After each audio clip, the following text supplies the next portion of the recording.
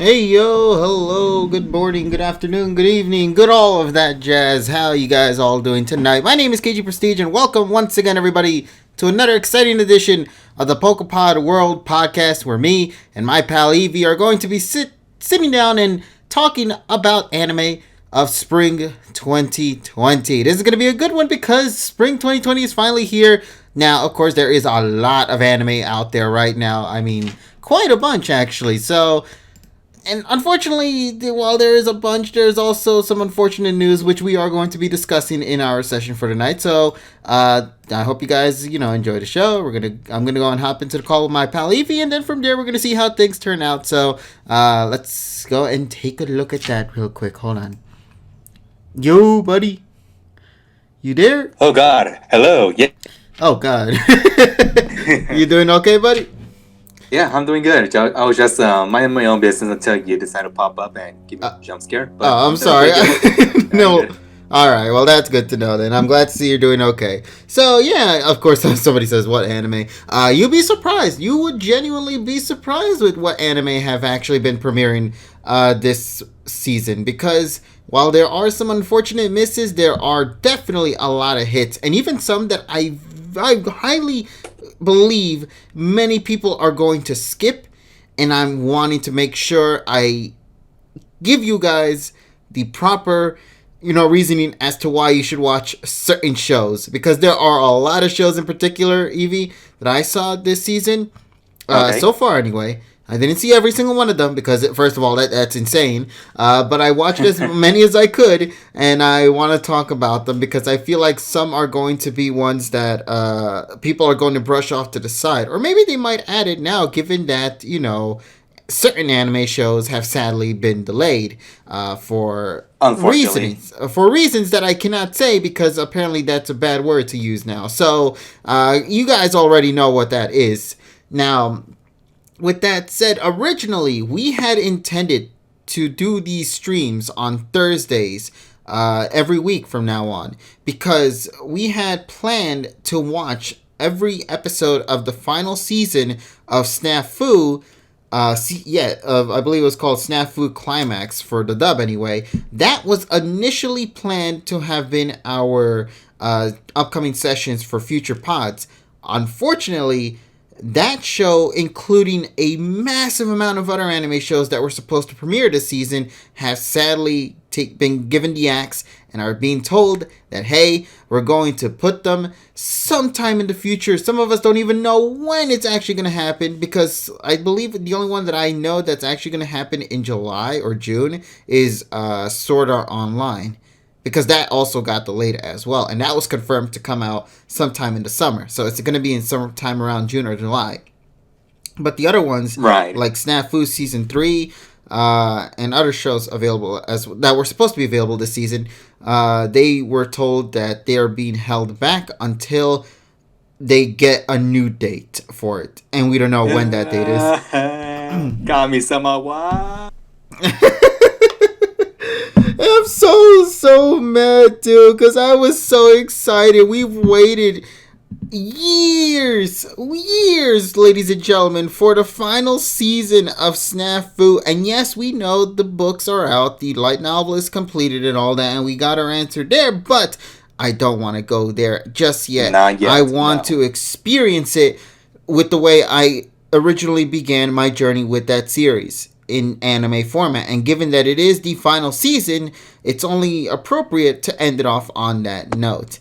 And now it seems we're gonna have to wait even longer. Now I know how Final Fantasy VII Remake fans feel when they got told that it was gonna be delayed till April 10th. But you know what hurts about this delay, KG?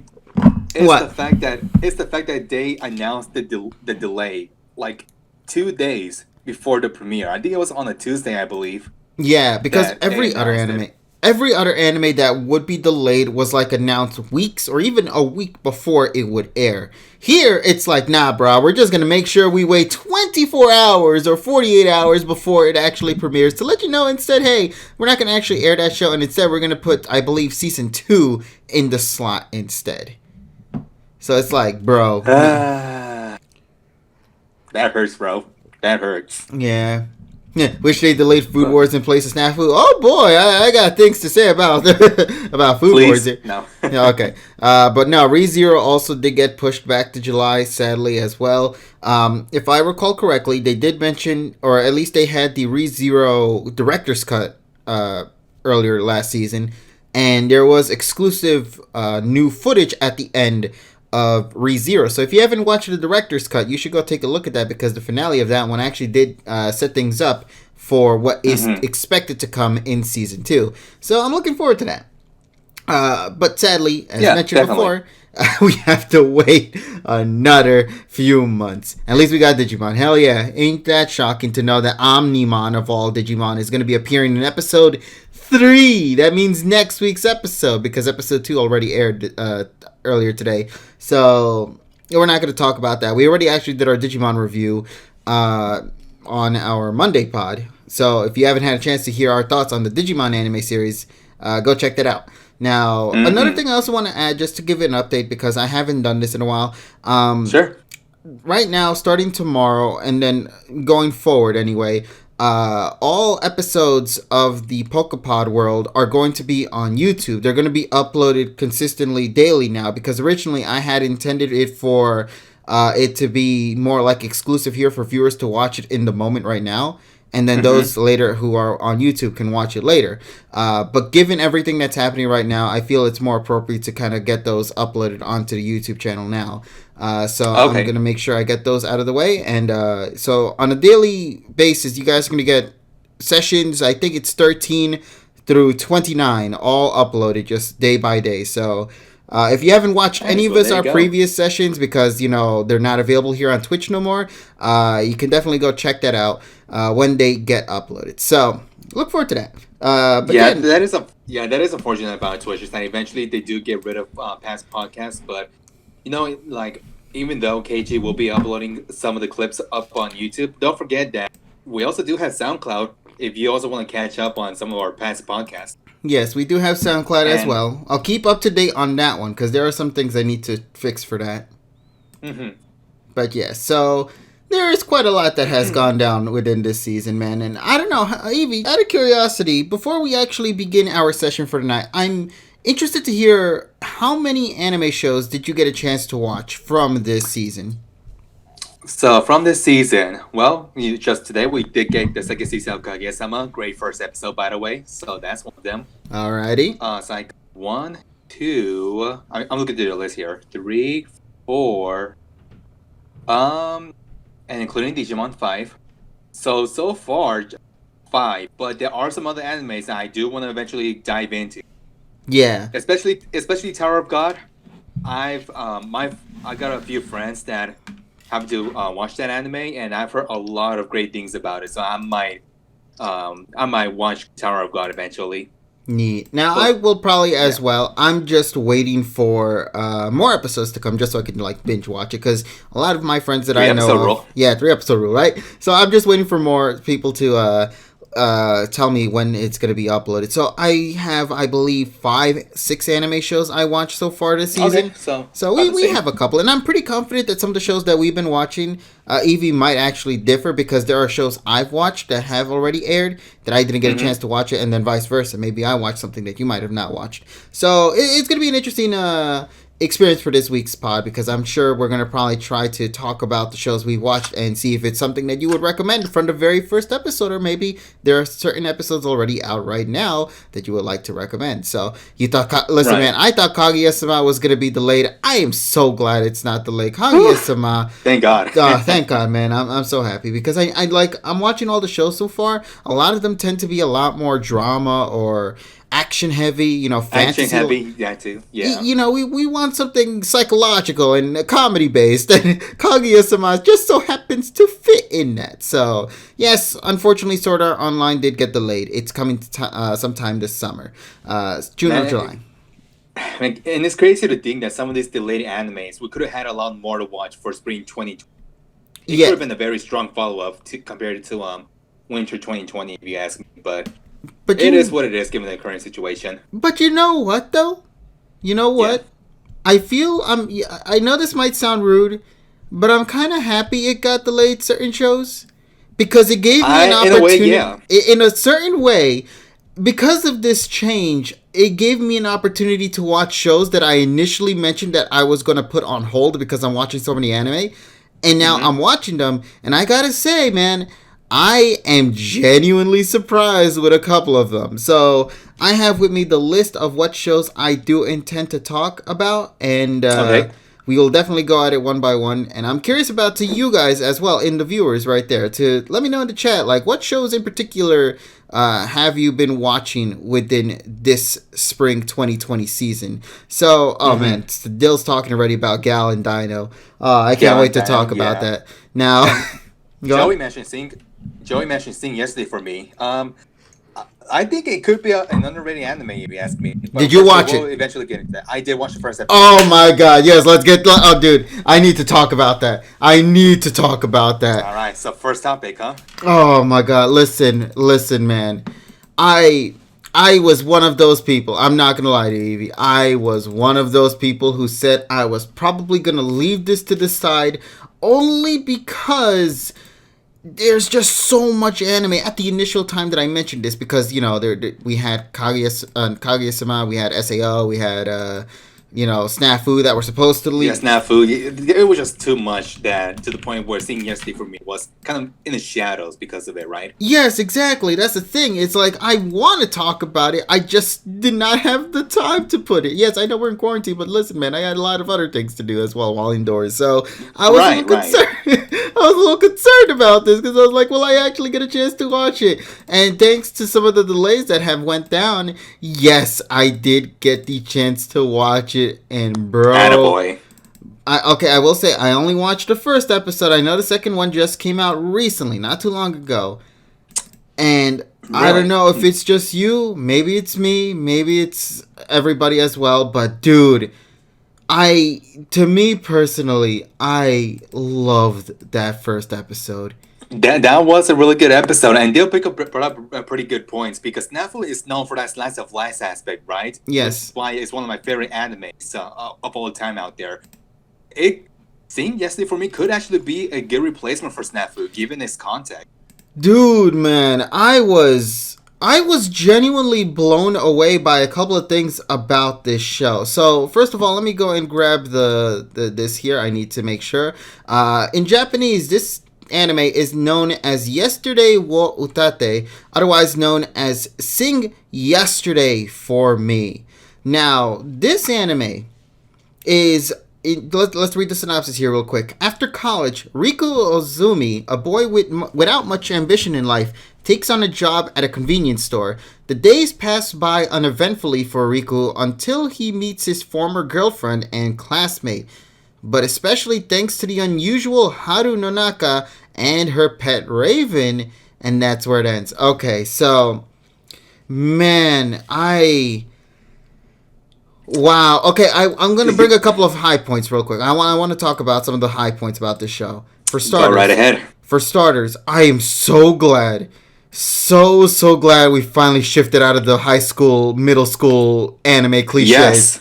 That to me is a plus. I listen, we watch so many anime of, slice of life, some drama stuff, but it always takes place conveniently in high school settings and locations. High school settings or like that high school age characters, Yes, exactly. But here it's like a mixture of the two, because the main male character here, he in particular has already finished college, if I'm correct, and guess where he's working? At a convenience store. But they put emphasis on that because a lot of the people he interacts with later bring up that fact, and honestly in very painful ways when you think about it, because I forgot who it was in particular, one of his pals, I think, that came into his home, into Rico's home. He was like, man, I'm pretty confident the reason why you don't have a job now is because you never actually looked for it. And I was like, I know who you're talking about. Yeah. I was like, bro, listen, I know that's true, but you didn't have to go so hard on the poor man. Yeah, man. I mean, it's real. That is another high point about this show. They do a pretty good job in the slice of life aspect of this anime, where there are some good real life implications where where the viewers can actually relate to. You Yes. know? So, I guess with that out of the way, let's put a check mark on the adult casting because that to me is a solid plus in this. I really, really love it when we can take a slice of life series, give it to more mature aged characters, and really mix things up a bit. In fact, I'm also kind of liking it's not necessarily like a sensei student kind of thing. It's more so like Like, a graduate that completed college versus a high schooler, you know? I believe yeah. she mentioned she dropped out, if I'm correct in the episode. I have to remember on that. Mm, But I know that yeah. she points out a lot of interesting things. Haru, the female character that you see all the way I at the like right. her, by the way. Yeah. Dude, she might be to me in top waifu of this season. I don't know. Okay. I'm just saying. I'm already getting notifications on my phone saying I made a mistake calling that out. But honestly, Haru right now, Haru is really fantastic. I love her character, and I also love what she went through in terms of her change. Because they also bring that up in the flashback scene. I don't really want to get into much on that because I feel like maybe some people have not got a chance to watch it. But dude, that was a very touching scene right there. It was, man. And, you know, I like Haru. And, yeah, like you brought this up that, you know, she was, you know, they mentioned in the first episode that Haru and the main character, what's his name, Rico, Mm-hmm. that they met previously about 5 years ago. And you know what? Like, that's great and all, but here's one this one minor downside for me in this episode. I wish they could have kept that history. I wish they could have kept that history for like a couple of more episodes. Like a secret, right? Yeah, the secret, yeah. Because the implications that You I know? got from that scene, I felt like it was like that's the only time they really ever interacted in the entire 5 years they've known each other. Well, Yeah. technically, quote unquote, known each other because in reality, it was like one moment they bumped into each other, picked up a piece of paper and gave it back to Riku. And it seems from that moment on, Haru was just walking, but like in the shadows, despite being right next to the dude over time. And, Right. you know, it's That's like, the thing is, I like that approach, but at the same time, because you set it up like that, we can't really go back to the past with Haru and Riku now, unless there's something that happens that we are still unaware of. That might That's be in the thing. episode 2, you know? Yeah, that's the thing. I feel like there's more to their, you know, to the past between these two characters than what we've seen in the first episode. Yeah. Like I don't know, like it was pretty good. Yeah, I'll I take that loved much. it. I absolutely loved it. So, once again, great cast of characters. Being adult cast, I love that approach. Having the romance implication as well, I also like that approach. I'm going to talk about romance in just a bit because, man, we have to put F's in the chat for our boy Riku. My boy, that shit hurt. That shit hit on a different level. But let's talk about one important detail. One very, very important detail as to why I recommend people to go out and watch this show. It's not for everyone though, and I'll explain why. But go ahead, KG. All right. My reasoning is because of the studio working behind this show. Doga Kobo. Would the real Doga Kobos please stand up? Yeah. Now, to those who might not be aware of Doga Kobo, maybe you might actually know who it is because they've produced a lot of quality anime throughout the years. We're talking about way back in the day from like the early 2010s to now present timeline. I'm talking about like shows like Nozaki-kun, New Game, Gabriel Dropout. What else you got? Senko-san, the dumbbell anime that we enjoyed from last year. Of course, you know, so they have a lot of heavy hits under their belts, and it doesn't continue. It doesn't stop there, I should say. It continues. There are a lot of other great shows that they've produced as well that many might actually enjoy if they, if they watched it before. So knowing that this is the studio that's working on this particular series here, that already kind of gave me a sense of high hopes. And to me, the delivery on not just the visuals, because the visuals is incredible in this show, but I like the visuals in this, definitely. But the animation that accompanies the visuals is really phenomenal. One of my favorite things about shows is the Mm-hmm. perspective, like how they're showing each scene off and the camera angle that they're, using for those moments. Some of them are so beautiful, man. I agree, man. And what also helps that accompanies the music, which is another high note for me, is the lighting of those backgrounds, because Oh man, it's it sets beautiful. the mood so perfectly for the music, if you ask. Yeah, honestly, you know what's so weird? I wasn't really paying much attention to the music, but it felt more like atmospheric. It felt, yeah. And I like that because it's like I want to pay more attention to the show itself. Give me something, just something soothing in the background to play while I'm watching this show, and it worked very well. I love the mix in this series. I think that's also another positive I have to say about it. Who composed the OST? Let me go take a look at that for you, Rob. Let's see. Now this composer. The sound director is Tsuchiya Masaki. So Suji Masaki, huh? yeah, let me take a look real quick on that. Been the sound director for Azure Lane, Blast Blue, Fake Lead, and a bunch of other shows like New Game as well. Okay, so they've also helped out in New Game. Sansha Saiyo is also another one, Senko-san. So, okay, so we're in good hands in terms of the sound director right there. I don't necessarily have the person responsible for the OST side of things or like the musical aspects, but for like the sound director, Tsuchiya Masaki is the one that's handling that. And I Mm-hmm. have to say, I'm loving it. I love every single beat about this episode, man. Like you mentioned, there might be just like a little moment right there that you might enjoy, like the flashback, because it feels like that's as much as we're gonna get in terms of the past. But I'm gonna keep things with my eyes open and think maybe they might have more hidden in store, because Mm-hmm. to have so much thrown at us at the first episode, they have to hide something later down the road, and I'm really curious to see what those aspects could be to really make this series a phenomenal one. But you know what's also another bad thing though, Evie, and this hurts so much to say. What's up? This is the new Kanata no Astra in terms of underrated. Oh yeah, yeah. This anime has that underlooked vibe into it, because look, I'm not just saying that because I'm not just saying that in the sense that people won't ever look at this anime. Like, I think just from the first episode alone, which brings up to the point that this might not be for everyone, in the sense that depending on what kind of anime you're into, you might find this anime quite boring. And in a way, I completely understand that. Like, it's just the way slice of life anime typically is. But I think it's because of that element that people might underlook this anime, and give this anime a shot up to the final episode.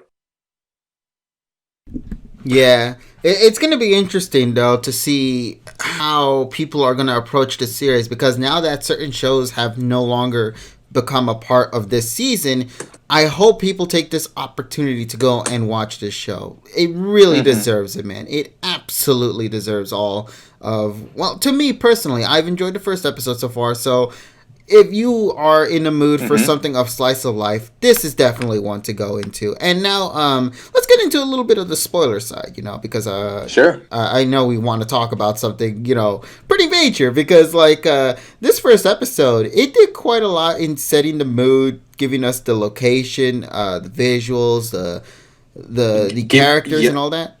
the perspective of the let's see, the perspective of Riku's life as well, Yeah, and how like he what he has became to go with. through. Yeah, and also his friends as well. You got to see a lot in this first episode. But there was also one other thing that happened, man.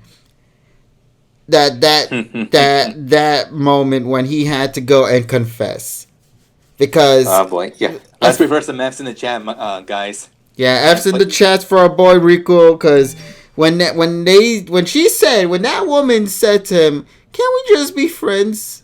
I was like, man, like, "Oh, mm. And you know what? Like, I'll give respect to Riku for having some you know second thoughts about whether to confess to Shinako, I believe is her name, the sensei. Let me see if I got her name here with me. Morinome Shinako, I think is what it says right here. Yeah, I think that is her. So initially he was questioning whether that's the best move, right? Because he wasn't too sure if it's best for him to stay as friends, stay as companions. Mm-hmm. But then he wasn't really quite true to his feelings, and I feel like that's why a lot of people tend to struggle as well. That they're not really too open minded about how they feel about other people. But at least towards the end of the episode, he mustered up the courage and at least let Shinako know how he truly feels, really. But man, like you already brought this up. Unfortunately, my body got turned down, and she rather prefer to stay as friends. Yeah, that stung. But at the same time, it didn't as well because I'm like, well, if that didn't turn out well for you with her, there's always that other girl with the Raven right there, and I mean, so far she's becoming candidate for best girl this season. So, but of course that's too early to say. We're only in episode 1. I have high hopes that all the other 17 episodes will deliver though.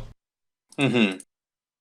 Oh yeah, I definitely think this anime definitely has a potential. It's just that unfortunately, I think this will be a very underrated anime. Could be a very underrated anime category for this year. Yeah. If you ask me. I think this has potential for greatness. Although somebody, Donnie, actually brought this up in the chat though. 12 episodes will air on TV. 6 will be streaming on Abema TV. That's such an odd thing to do because I guess for those who are just gonna be watching it, I've heard that. Yeah. Yeah, they're just gonna be watching it like regularly. It's gonna be there, but then the last 6 episodes are gonna be oddly on streaming service. I don't know how that's gonna work out. Will the story at least be completed in those 12 episodes, and the 6 final episodes could be like epilogues or after stories or something like that? I don't really know what's happening there, but I hope that with just 12 episodes, they can at least still deliver a story, and then the remaining 6 episodes could be like additional content to enhance what they've already told in those few 12 episodes, So right. Let's see what happens in the future, though. Yeah, definitely. But in the meantime, let's enjoy these 6 weeks of of these episodes. Yeah. Before they get moved on to the streaming service.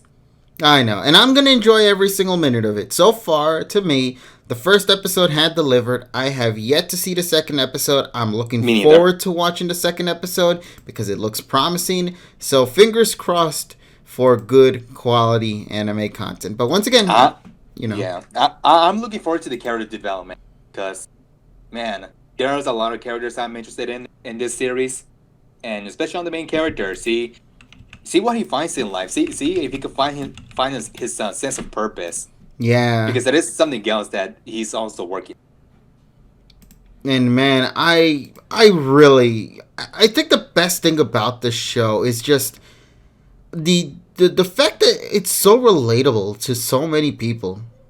You can really connect. To us. Yeah, to all of us, man. People who just completed college or, this is something I always tell people. Unfortunately, this is true. Just because you complete something does not necessarily mean you're always going to be put in your dream job that you want to achieve and becoming, That's not how reality works. You work hard for it, and you still have to work harder the moment you get out. Unfortunately, the big issue for this man is that he didn't even aim to go and look for a job. He just stopped. He just stood there and he just did not do anything about it. Yeah, man. I can already hear all the high school saying, "Write it down, Patrick. Write that down." How do we prevent ourselves from getting this into this mess, man? That's pretty much how it is. But dude, overall, good show. Absolutely loved it, and I agree, man. I can't wait to watch episode 2. Is there anything else you would like to add though for this show, or? No, nothing else to add. Looking forward to what episode 3 will offer, and we'll definitely let you guys know if this is a show worth watching. But based off these episodes, I think it's definitely a good anime to look over, especially if you want to like relax. If you want a relaxing anime to watch, so to say, this is definitely a show that you can watch for this spring. Yes, I highly agree. So, alrighty then, let's go and move on into our next show. What do you say? So Sure, I let's go right have. ahead. All right, I got with me in one of my lists here. I'm curious, Evie, have you by any chance got the opportunity to watch another one in particular called Gal and Dino? Gal and Dino. I haven't watched the first episode yet, but you can go ahead and give your review on it. All right then. Now, before I continue, though, I need to ask everybody, and you included, Evie. Have you at least seen Pop Team Epic? Pop Team Epic was a show that aired a while ago, and it's also, I believe, the same studio that's also working on Gal and Dino. The reason why I bring this up is because of the fact that there is a sense of continuity with one character in particular who shows up in this show that also was in Pop Team Epic. This is the only reason why I bring this up. Because if you have not watched Pop Team Epic, you would not know who this character is. And it surprised me, like, how clever this show is, man. I watched the first 2 episodes so far because those are the only ones that have aired at this moment. And I want to take this opportunity to kind of explain to you how this show is so basic, but at the same time, so phenomenal. Yes, that's right. A story about a Gyaru girl and a dinosaur that looks like Barney there is one of the most well-creative shows I've seen in a very long time, man. I kid you not. It's basic, but it works. What are you telling me? Because there's something that throws you off in this show, man. Because there's 2 stories going on in this show. Now, I want to go to Pop Team Epic real quick. Because Pop Team Epic did this sort of trend. And I don't think it actually went so well. Maybe people enjoyed it, maybe not. But actually in Japan, when Pop Team Epic aired, what they did is that they had the same episode air twice, back to back. So, say if episode 1's played, and episode 1 is 12 minutes long, the next episode will play, and it's the same 12, it's the exact same episode as before. However, the big difference is the ones that are voicing the 2 main characters in the show, because if I'm correct, one version is with the male voice actors, while the other version is with the female voice actors. So that's what they kind of did back then with that show. So with this one in particular, they do have a side A and a side B story as well. Similar approach to how it was with Pop Team Epic. However, the big twist here is that in the side A, being the first 12 minutes of the show, they begin in the animated cartoon look that you see right here. And now, every now and then, they would have moments where they would kind of change the visual effects of the show. And they would kind of go into an approach similar to, like, how would I say it, claymation or 3D animation. Kind of something like that, where they kind of poke around with the animation mixes up, yeah. Yeah, it mixes up. But it's normally just for the original first 12 minutes. That's how it's normally going. But then, we get into the second half. And the second half, I kid you not, buddy. I kid you not, we go into the real human world. We legitimately go into this. Like, something similar to, like, Death Note. But it's not Death Note. Oh my God. So that explains the screenshot that I saw on Twitter. And I was so confused as hell because I thought this was supposed to be an animated show. But then, like, I assumed there's a side thing with this anime, but no, it's just 2 different versions of the same episode, really. It is no. But see, that's the thing. That's what I'm trying to tell you, Evie. That's where the show throws you off, because for the first few minutes of the live version of the show, they do try to replicate the first few minutes of that episode. But the big twist, of course, as I just mentioned, is that they are now in the real world setting. So, of course, that also means with the Dino guy, he's also in this giant, like, sized costume throughout the entire second half of the episode. And it is so great. But it's when you get to the ending of the first episode when it throws you off. Because what happens is that as things are looking so beautiful, so bright, so colorful, and also the big difference as well, instead of Gal and Dino for the second half of the story, it's actually Old Man and Dino. Okay. But they still tried... So that screenshot makes a lot of sense. Yeah. So it's with an old man and with the dino this time around. And it's actually really good because it's still maintaining the similar aspect of the first episode, the first half of the episode, but now in the real world setting and with the old grandpa and Dino. And you enjoy those two when they're together because they work well with each other. It's such great chemistry. Also, can we take the opportunity to put in like massive air horns in the chat because that is one of the things they do with the Dino because given the Dino cannot talk in this show, in the real world setting, what they do is that whenever the dino gets happy, you know that meme air horn, that kind of noise? Yeah. They play that a lot. The lightsaber noises. So is the actual air horn noise? Yeah, so it's like let's go eat, and then they show a picture of a cake on the table, and as the cake shows up, it's like what the hell? And it makes you laugh so hard, and it's so great because it's like it doesn't fit at all with what's being presented, but you like it because it makes you laugh, and it works so well on that aspect. Like random air horns, random lightsaber noises, as Dill Pickle brings up in the chat. Like they have random sound effects in like the real life version of Gal and Dino.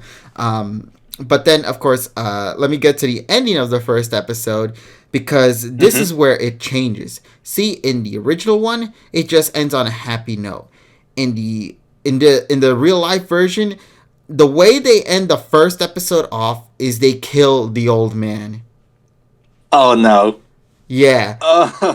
They kill the old man in the very first episode of Gal and Dino. And it throws you off because it's like everything till that last minute was all bright, colorful, beautiful, emotional, all the various positive things you can think of. And then the old man eats something. He gets something poisoned in his belly. He starts saying that his stomach starts hurting. He falls on the floor. The dino tries to respond to him. And then it fades to black. And that's how the episode ends. Oof. Now, man. It ends as well with one last shot. And this is who I was talking about, Evie. So, before that, I showed a human character on screen just now, being of this man here. The thing that is so special about this dude that's being presented right now is that he actually was from Pop Team Epic. Shota Aoi, if I said his name correctly. He is somebody that was in Pop Team Epic that is now here in Gal and Dino. So in a way, there's kind of like a cinematic universe, if you would say that, with like those two shows with Pop Team Epic and Gal and Dino. But there's no real connection within those two. The only connection that really exists is that this character is a real thing. And he's also now a part of this new show as well, Gal and Dino. But what makes him interesting is that notebook that you see he has on his hand. Because that notebook is the key to how things turn out in the second episode.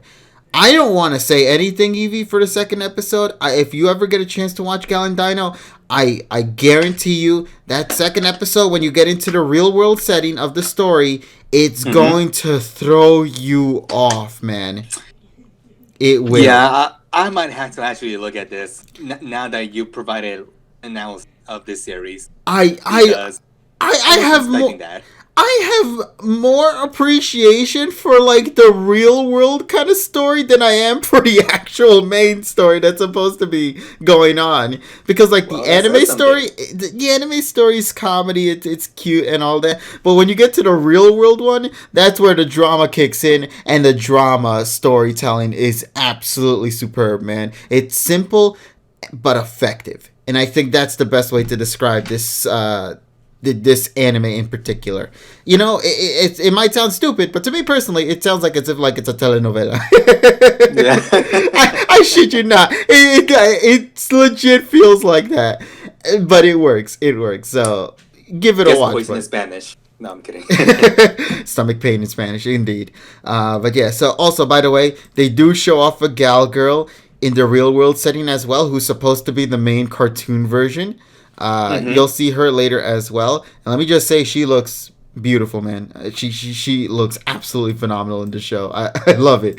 So I love the Dino. I love the gal. Their chemistry is phenomenal. The storytelling is phenomenal in the real life setting. If you like good comedy, I think you might get a good kick out of it. But if you weren't that much of a big fan of like Pop Team Epic, I think you might be thrown off a little bit with Gal and Dino. Just a little bit, but give it a watch anyway. I still genuinely believe people might get some form of enjoyment out of it. At least that's what I think anyway.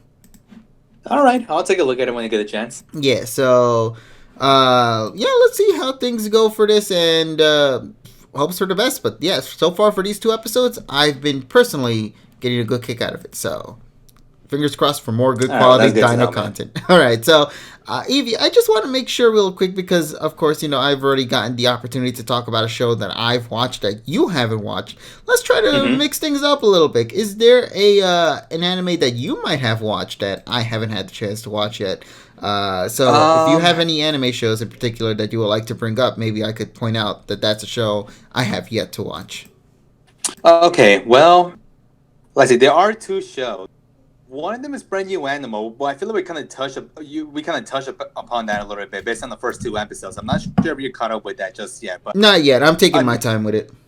Okay, but another anime that I got a chance to watch, and maybe if you've watched it, yeah, KG, it's called here, if I can get the English name because I tend to forget. My Next Life as a Villainess, All Routes Lead to Doom. I wanted to watch it. I have yet to watch it. So let me go and grab the cover image for that real quick. And Evie, please go ahead and let people know exactly what this anime truly is all about. Okay, so pretty much. So this character by the name of Katarina Clyde, she was born and raised into a noble family. And of course, one day she got hit by a rock, and a what? And all of a sudden, let's see. Yes, it says that she hit her head on a rock. On a rock. And from there, on a rock. Yeah. I hope it's I hope it's a small ass pebble. Just like. Fuck. All right, but continue on, buddy. Yeah. So, anyways, pretty much she did get hit in the head pretty hard, and it was from there that she realized that she was reborn as this character, as Katarina, and she was trying to recall these memories of the time. She was recalling the memories that she had before she came into this world, where she was an otaku, she bought her game, and then one day she died, and then she woke up here in this world, and as she was thinking all of this over, she became aware that she was this character of Katarina. And who Katarina is in this game is that she's supposed to be a villainess, and that no matter which good or bad choices you make in this world, she is fated to die one day, pretty much. Wow. And I know it sounds fucked up, but what she's trying to do is that she's trying to to find some ways to not die, pretty much, right? By making the right choices and not the wrong choice. Yes. This verse is kind of pretty comedy stupid, where she woke up in bed after getting hit in the head, and this Katarina is aware of where she's at right now, right? Yeah. And one of the characters in this show, if I could look up his name, hold on. I should probably get the list here with me too, actually. Yeah.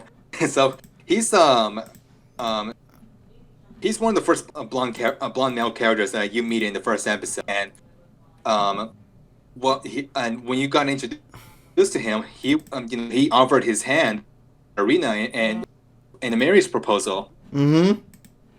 And the thing is, with Katarina, you're not supposed to do that, because if you do accept her, if you do accept him, you're pretty much fated to die. Oh no!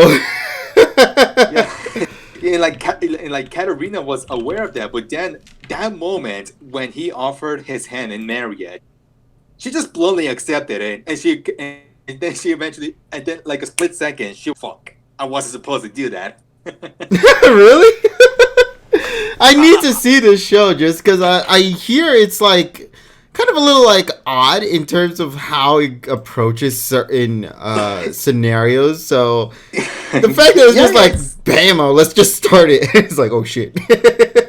yeah. Like some people may find it odd. That's fine with me, but I think it's that that odd, those odd twists that got me pretty They gave me a pretty good impression on this first episode. And let's see. Oh, and I'm also in the same episode. You're also going to get introduced to her adopted brother by the name of. Let's see if I could list here. Oh, thank you, Ryan Rain, by the way, for following. Absolutely appreciate it. Hey. All right, continue on, buddy. All right. So, she comes across her adopted brother in the name of Keith in the second half of the episode, and as they were spending time together, you see Keith when you first get introduced to Keith, he comes away as a very shy person. He tends to stay away from others because he's known to be a very good magic user. The problem with that is that he can't quite control his magic powers to the point where at one point in his past he ended up hurting others, and as a result he just isolated himself away from others. And when he got adopted into this noble family, he wanted to stay away from Katarina because what Katarina was trying to do is that she's trying to get close to Keith. Yeah. And one day, she took Keith out to this garden that she was working on. And another thing, before with that, another thing that I did forget to mention is that since Katarina is aware that she's in a virtual world where she's pretty much fated to die, you also get to see this compilation of her, like doing things that you wouldn't see out of a noble family. Like she would master, swords training, and she's also gardening and doing all this labor work that you wouldn't necessarily see in a high class noble family as kind of setting, right? Yes. And that's what she's trying to do to like improve her chances to survive. Which brings back to the point where Katarina was taking Keith and showing her garden because that was something that she was working on previously, and Katarina was trying to have Keith use his magic powers to see if he could do anything to improve her garden basically, and one of her parents, her mom, ran to Katarina and was warning her to not have Keith use his magic powers. But at that point, it was already too late because, let's see, I believe Keith summoned like a golem or something like that. I don't remember that well, but it pretty much caused Katarina to knock out. Then by the end of the episode, Katarina wakes up from her unconscious state, and she quickly got out of her bed to go meet up with Keith. And you come to later notice that Keith locked himself up in a door, and Katarina was trying to calm Keith down, like, hey, it's okay. I understand that you can't control your magic powers well. I didn't knew that. Hey, let's make up. And Keith didn't want to go out of his room, so he just stayed inside. But something that I wasn't expecting out of Katarina, out of this 8-year-old body, because she hasn't aged yet in the first episode. She was still this very young girl. So Keith was refusing to not come out of her room, to not come out of his room. So what Katarina does is that she takes a fucking axe and fucking breaks away his door. It's like, yeah, woman. Here's Katarina. And so by the time Katarina broke down that door, she was telling Keith like, hey, I'm very serious. Like, it's okay. We can walk through this together. So, please, like, show me your magic. I can help you control your magic as well. And that's where that's where the episode pretty much ends. So So Nothing much to far, add on only to that. one episode is out, right? Or is there 2 episodes now available? Just to make sure. Are there 2 episodes available at this moment? Let me double check on that actually real quick. Hopefully, uh-oh. I think I might have lost connection with you, Evie. Evie, no! I think I might have lost connection with our boy, Evie. All right, so Oh, there we go. what We're I'm back. okay. I'm sorry about that. So what I've noticed is that Discord is not the most perfect thing in the world. So as I was wrapping up my thoughts, I came to realize that you were pretty damn quiet Oh. for our podcast. So No, you were I, you were being picked up perfectly fine. Don't worry about it. Everything you said has been fine. I was just making sure to stay mute just to make sure you get everything you wanted to say across. oh, okay. It's just that I could hear myself on the audio on the stream, but I just couldn't hear you because I saw your icon light up, which means that you're trying to talk. Mm-hmm. But I wasn't getting anything on my end, so I had to restart Discord. So Oh, okay. That explains it then. I apologize for that, and I apologize if I was cutting you off if you were trying to comment in the middle of my review. No, I wasn't at all. Don't worry, buddy. I was just maybe like I was doing something like, all right, something like that, to Okay. to understand what you were trying to say with your show in particular, which is called Otome Game, or My Next Life as a Villainess, All Routes Lead to Doom. There's like a lot as the of name implies. Exactly. So, cool thing actually. This is unintentional, but I did like that fact. Stuart Gerald, I think that's the one you were talking about before, the blonde dude. Yeah. Mm-hmm. He's voiced by Aoi Shota, who we just talked about not too long ago as the dude with the notebook in Gallon Dino. So I know that has nothing to relations with each other, but I just like that even happened to begin with. So that was nice there. Well, talk about a nice transition from one anime to another, right? Exactly. It all worked out unintentionally. Also, thank you for the Easter eggs of the dice icon there. That actually looks pretty badass. I like that. So, yeah, overall, I'm interested. I really wanted to give this show a watch before we began, but I made sure to put priority over Sing Yesterday for me. Over this one.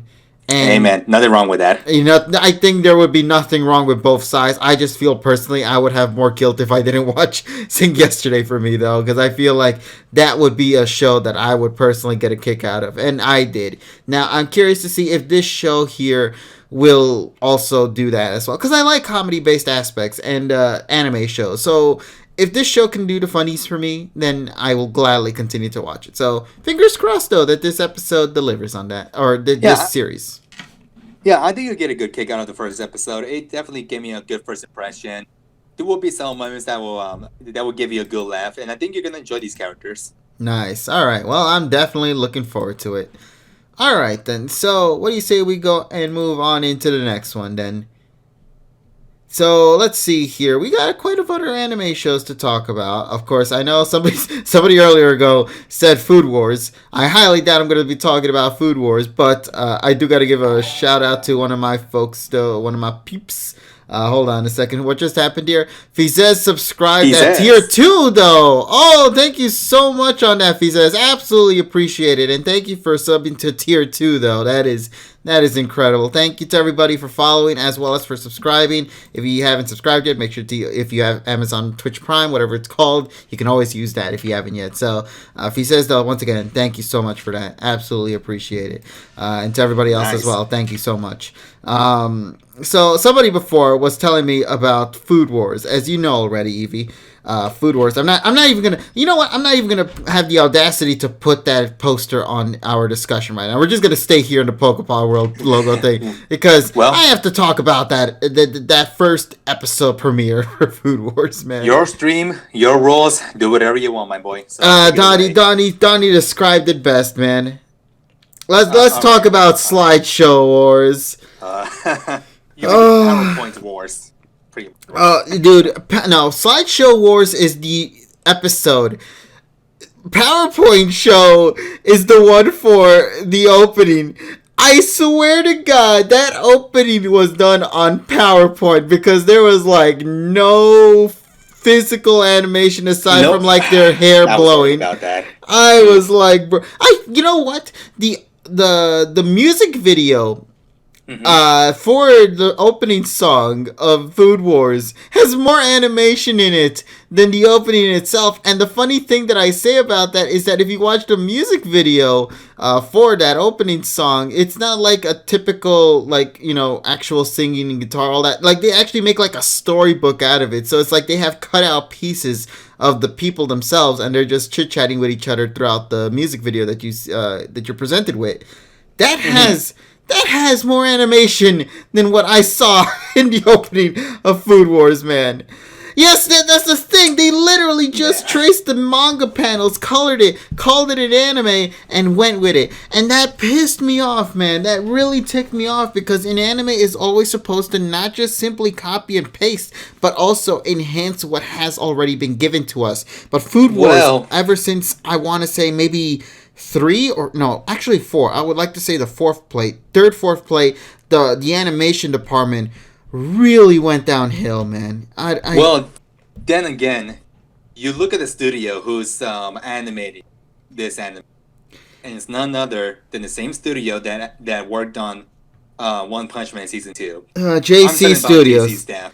JC staff, yeah. I always give crap to JC staff, and I will never continue to stop doing that, because I I will always continue to do that shit, because it's JC Studio, and they've done a lot of butchering with some of my favorite shows, Index, One Punch Man, etc. But they also do deliver in quality content. I mean, they also were helping out with the Konosuba film, and you clearly saw how phenomenal that turned out.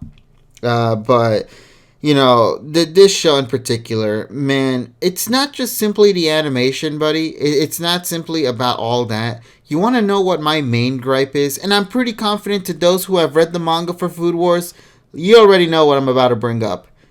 Let it out, KG. That last arc, the final big main arc for this story, for this series, is atrocious. It is horrible. It is one of the most convoluted, mediocre, trying to make plot twists be a plot twist, but in reality all you do is just make things even worse kind of an arc. This is like Ragnarok Isekai cheat magician tier writing right here for the final arc. No. I kid you not, man. I really kid you not. That's how bad the writing is for the final arc. Okay, I can understand. I can understand Ragnarok and Isekai Gym Magician being its own thing, but now we're talking about Food Wars. In one of its season, to have that kind of level of delivery. Oh man, it might. It might. Talk about a huge oof.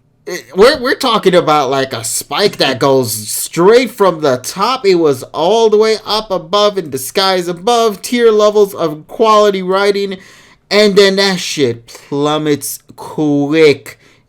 I can already picture a bunch of Food Wars fans who are putting sandwiches between JC Staff's face. What are you? And eating sandwich. It's horrible because it's like they're literally working on the manga, and one of the things is fans are asking if you are going to make the 5th season for Food Wars, do us a solid, rewrite the entire final arc. Don't even copy anything that this show is doing for the manga, man. Do your own thing. This is like one of those moments that this could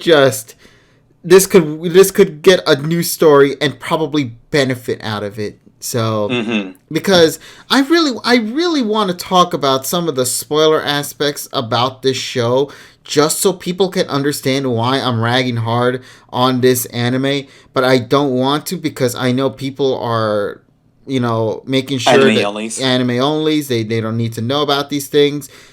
I've read the manga. I've seen the bull. I'm expecting the bull in animated form, or in other words, slideshow form. And I hope those who are anime onlys are really well prepared, or maybe they might get blessed by JC Staff. I never thought I'd say that. And actually get quality content for Food Wars Season 5. But the first episode so far, it looks like it's going to be trying to do everything that the anime is doing so far, or the manga's doing. So We don't know what's gonna happen, man. But let's just say this ain't gonna be pretty. This ain't gonna be pretty, my man. This is not gonna be pretty at all. And I can't wait to talk about it every week, though, because hey, look, by all means, I enjoy your rants, especially at the times where we had that one unspoken anime. I'll never forget that anime. I wouldn't mind hearing your weekly rants on this final season. All right, well, ladies and gentlemen, I never thought I'd have to say it. Look forward to my weekly rants on Food Wars, an anime I loved so much originally, and now I'm gonna have to trash talk it every week. Dude, this is gonna be fun.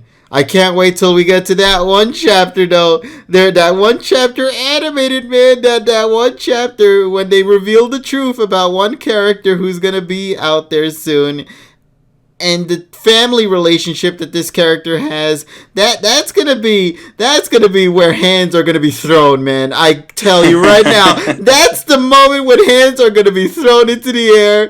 Oh my god, I can't wait to see how people are gonna react to that one scene. Oh god. Now, yes, even the phone's already prepared for it. Yeah. Donnie says, by the way, did you guys see the new opening for Boruto? Yes, I did get to see the new. Is it pretty good? It pays homage to like the opening 5 of the original Naruto series, because like they have like the traditional fence, Naruto or Boruto by the pond, and stuff like that. So it pays homage to the original Naruto show. But the opening song, I'm not a big fan of the opening song, but I am a big fan of the visuals though. And it looks like it's funny because I see a lot of people talk about Boruto. You know what's so funny about it? When the first episode came out for this new season, one of the funniest things I read was, after 150 episodes, the show finally begins. And I'm like, bro. A 150 part, what do you call it? Filler. Filler? Yeah. Yeah. No, that was a prologue. Thank you. Prologue. It was a prologue. Those first 150 episodes were just straight up prologues, man. Just to get to the first chapter of the Boruto manga series. I shit you not. It's gonna be great. It's gonna be great. You can't get any more Naruto than that, by the way. Also, by the way, you want to know how to get more Naruto than that? They start off with a nice, good episode, and next week's episode is gonna be filler. Yep. There you go. Your answer has been achieved, buddy. I appreciate that, my boy. Dude, I know. Thank the Boruto staff for working on that. Listen, I like Boruto. It's like one of those shows I watch, not all the time, but every now and then I'll give it a watch. But, so far, I'm looking forward to this new season, though. This is something that's going to be from the manga, so therefore it's going to be quality content. And fingers crossed that it's going to be good for fans of the Naruto series or Boruto series. I hope you guys get a good kick out of it. So, So anyway, that's our thought on Food Wars. Yeah. Now, another anime I do want to talk, I want you to talk about, KG, is one anime in particular that you were really looking forward to, and its second season just premiered this week. So, by any chance, did you watch the first episode of Fruits Basket, the second season? Ooh, Fruits Basket, my boy. The second season's finally here. I've been anticipating so long, man. I've been anticipating so long for this second season because I've never watched the original. Oh, boy. I've never watched the original. And that first season got to me, my man. It got to me real good. That second season, though, I'm looking forward to it because a lot of people have been telling me so many great things that they're going to be doing with this new season. For starters, they're going to be including a lot of scenes that were never in the original. In the manga, in the original, yeah. Yeah, so now they're going to finally be animated here in this second season. We're also going to be introduced to a lot of other characters that were never in the original show that are going to be in the second season. So that's exciting. Another thing I also like as well, I just love everything so far from season 1. So how does season 2 deliver? That's the big question right there. So let me get these things out of the way real quick. The opening for season 2. I will say right now, I am not out of all the opening songs we got so far, I would say this one's probably the weakest opening. But it's not necessarily a bad thing or something like that. It's just more so I just have more enjoyment out of the first two openings from this show than I did with the other one, man. The opening was decent, and also the animation doesn't really help deliver on the song as well, because it's literally just the characters walking, and that's really it. And it's like they're walking to the camera, but they're not necessarily moving. They're just like in still position while walking, and it doesn't really live up to like what the charm is about for Fruits Basket. So from the opening side of things, I wasn't a really big fan of it. Unfortunately, the ending. Let me see if I could remember. Like, they look beautiful. I'm gonna say this right now. They look beautiful. The show looks beautiful. It has a lot of charm. It has a lot of cutesiness to it. If you love the characters from the first season, you're just going to continue to love it even more.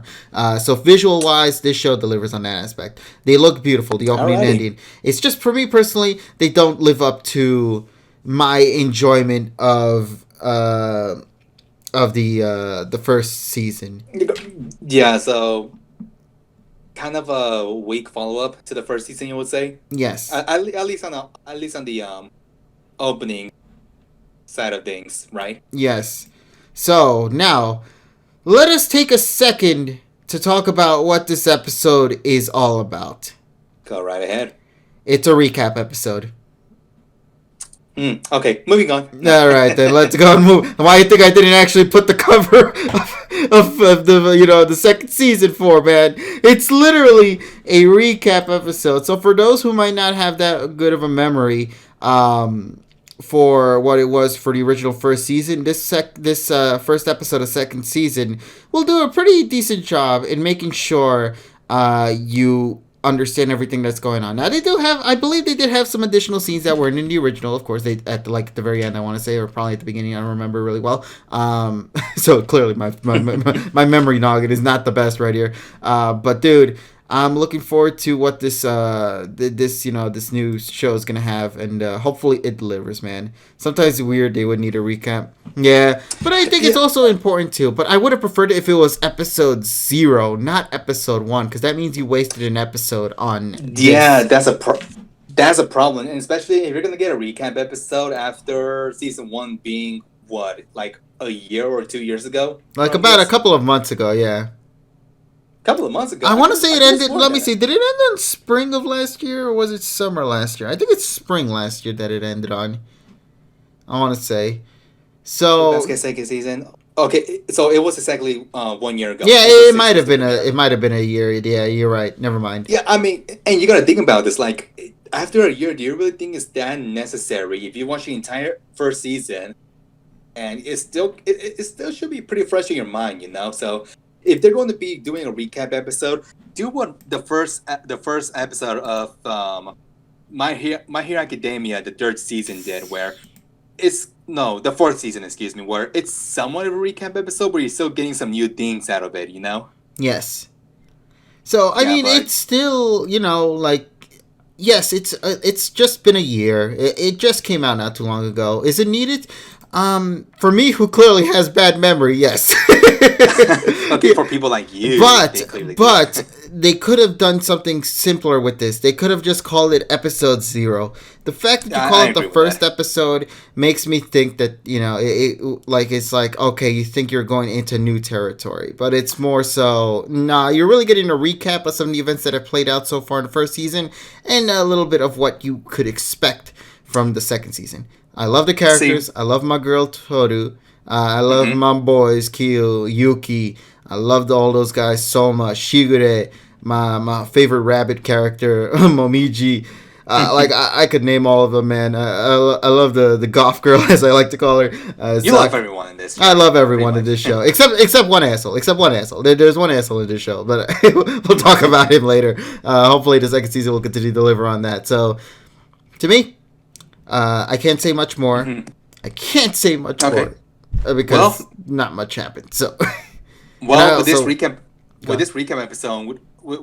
episode being episode number 1, let's see if they make it up with an OVA soon. Maybe there might be an OVA. Nice. I would like that. I would genuinely like that. Yeah. Now I'm not saying once again. Only a matter of time, though. Yeah. So I think there were some other things as well that were in this episode, but it's like, once again, it was mostly just a recap. So Yeah, so what are you going? At this point, you might as well review the entire first season, right? I already did that, man. I already did that. So yeah, but nothing more to add. Nothing more to that, though. Overall, looking forward to the second episode where I'll tackle more upon things that were in this first episode and then dive more into it for the second one. Okay. Yeah, because there is still some content here that I would like to talk about, but at the end of the day, it's literally just a recap episode. So, yeah. I'm a broken record here at this point. All right, so there is one other show I do want to talk about, though. Sure. Because this is the one I thought you were mentioning to me earlier before, because it is another show that also did premiere this season. It did get a second season in this season, and it also premiered not too long ago. But what makes this one so interesting in particular is how it's being approached this time around. Because what makes this great is that they aired every single episode all in one day. All 11, or I should say 10.5 episodes were all dropped in one day.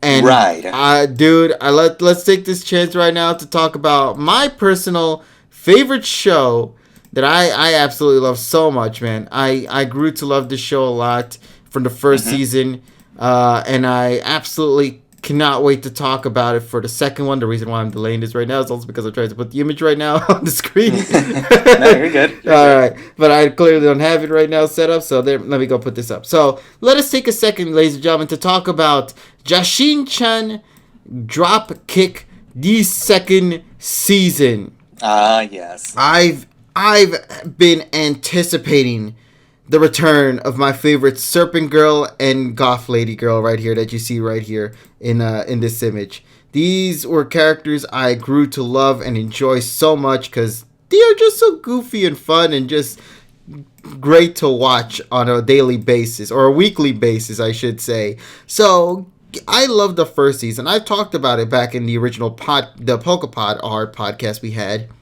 I've mentioned my favorite thing about this show is the comedy, but it's not just simple comedy. We're talking about violence comedy in this show. We're talking about ruthless comedy, man. And it's great because it's like, one of the things that makes it so good is there are moments in this show where the Serpent Lady, Jashin-chan, as we can call her, the whole premise about this show is, as it mentions in the title, she's trying to perform a drop kick to the person responsible for summoning her into this world, being of Yurine, if I said that name correctly. So let me just make sure I get this here real quick, because I also want to make sure I got the cast as well. Yes, Yurine, or Yurin. See, she's like the goth lady that you see there on the left side right there. So her whole thing was that she summoned Jashin-chan to Earth via some weird magical voodoo magic. And because of that, this woman, the Serpent Lady, comes into this world. Jashin-chan comes into Earth now, and she's trying to get back to Hell, but she can't get back to Hell because Yurin summoned her into Earth, and the only way for her to get back to Hell is that she has to kill Yurin. Once she kills the person responsible for summoning her, then she can go back to her world. And the best thing I like about the show is how she approaches it. Because every single time she would always announce when she's about to drop kick the lady. She's like, all right, I'm about to unleash my ultimate move. Jashin-chan drop kick. And then Yurin, the goth lady, she would always, out of complete nowhere, come with some sort of weaponry. Like at the first episode of the second season, she comes out with a blade and just straight up slices Jashin-chan in half, because like she was coming in at full force, so she didn't do anything. She just kept the sword in her hand, and she didn't go straight towards Jashin-chan. Now she just kept it in her hand and let her approach the sword because she couldn't, move away from the fact that she already had lunged at her, and then you just saw her get sliced in half. And then they just show her Jesus. straight up on the floor. You see her back and you see her front at the same time because she got sliced in half. And it's stuff like that you could expect from this show. It's just gruesome comedy. It's violent comedy, like you mentioned before. But you also mentioned that this goth girl can pretty much, like, she pulled out multiple weapons every time this servant tried to drop kick her. Or anything else. I only bring up the violence part about drop kicking. No, Jashin-chan, she does stupid stuff. Like, there is an episode, or many episodes to be exact, where she has an addiction to gambling. So she would end up taking savings and use those savings to try to win more money in gambling. And every single time she enters that goddamn place, the moment she leaves out, she's always empty. And she always has to go back home to, accept reality that she pretty much lost all the money that they had saved. Man. And Yurin would get so pissed off about this that she would think of new ways to kill her repeatedly. Because here's the thing. Jashin-chan can die consistently. She will always die. But she always comes back. She will always come back no matter what. You can hit her in the gut. You can rip her heart out. You can slice her in half. You can pretty much... You know those wood chippers things? Like that chips off all the wood? And then turns them into, like, mush that you can use for the trees? Oh, yeah. Yeah, she could do that, too. She could do almost anything. And she'll always come back to life. It doesn't matter how. She'll always come back to life. So... that's the kind of gruesome show you'll get. Jashin-chan does stupid things. She gets punished for it in very dark and gruesome ways. And if you like that sort of thing, you will like this show. So the first season is already out. The second season, all in one episode. I stayed up till 6 a.m., Evie, to watch all of it at night. I was waiting for every episode to drop one after the next because they were on Crunchyroll, of course. And every episode, one after the next. I was like, boy, I enjoy it. Let me tell you something real quick. Though. Go ahead. The final episode of this season, what makes it so hilarious is that the final episode of this season is a recap episode. But what makes it so great is that they blatantly call out people who have a thing for watching the last episode first, because in the final episode they're like, wait, what do you mean we're gonna do an introduction to Jashin-chan Dropkick? Wouldn't people have watched like all of the 20 episodes that are available right now instead of going to the final episodes? And then Yurin would be like, yeah, but there are some people who go out of their way to watch the last episode first. So if that happens, why don't we do a self-introduction episode and let people know exactly what it is that they're gonna be getting themselves into when watching this show? And they start poking fun at that throughout the final episode. But the best thing about it is that they made a consistent joke in that episode where Jashin-chan was going to sing. And she does sing. But then you realize something. Because the show is like split into like half episodes. So like the first half is one episode and the second half is like another episode. Like traditional shows, Right. Even like Kaguya-sama does that too. So the second episode, when they get to the second part of that episode, they're like, wait a minute, we did all the self-introduction things in the first half of the episode. I don't have anything for us to do for like the second half, so what do we do? And Jashin-chan's like, hey, let me sing a song. I got a perfect song, and it just so happened that song is 10 minutes long. And she sings for 10 minutes. Oh, God. Recapping everything that happened in the first 2 seasons. She's just singing it. And it is so great because nobody stops her. She just continues to sing and sing and sing. And then you realize, the viewer, that you're like, wait, I just watched her sing for 10 minutes nonstop. And it is beautiful. It really is. And also she has a beautiful voice too. So that also benefited as well for that finale. So and that'll happen on the last few minutes of the episode. On the last 10 minutes. The last 10 minutes, like the second half of the episode was just straight up singing. Not the same song, by the way. It wasn't like a different song every time. No, it was the same song for 10 minutes. I was like, man, Well that then, is great. So yeah, that's how the show ends, and I'm like, you know what? For a second season, I loved it. what a way to go out. Exactly, by doing a recap. Oh, there's one other thing that they do in this finale. They have these two guys. They have these two guys in particular. Their whole joke in that entire final episode is literally that. Let me make sure if I can get this correct because I need to talk about this because it's just so stupid. I kid you not, it really is very very dumb. Let me see if I can make sure I got it correctly here. Let me see. Yeah, here we go. Uh, where is it? Hold on. Oh yeah. Okay. So one of the things is that they had a finale in it saying "See you again." So they intend to indicate that there might be a third season coming in the distant future. Okay. Which makes me very very happy. I am so happy about that because I love this show so much, and to see that it's going to be getting a second season, that puts a massive smile on my face, man. So I was super excited about that. If that's supposed to be the implication, I'm not sure. Maybe they're referring to the 12th episode. I don't really know, but maybe it's referring to a new season. But the real thing I want to talk about is no and yes, because there are these two dudes in this episode.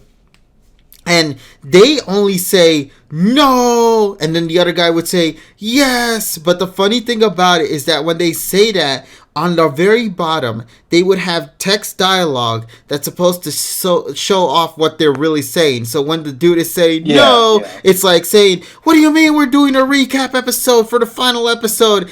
And then the guy who would say yes, in the bottom it would say, no, you see, we're doing a special episode. The dude that says no would be like, no, which actually means, what do you mean a special episode? It's literally just a recap episode. And then the guy who would say yes would push the guy off a cliff and would be like, yes!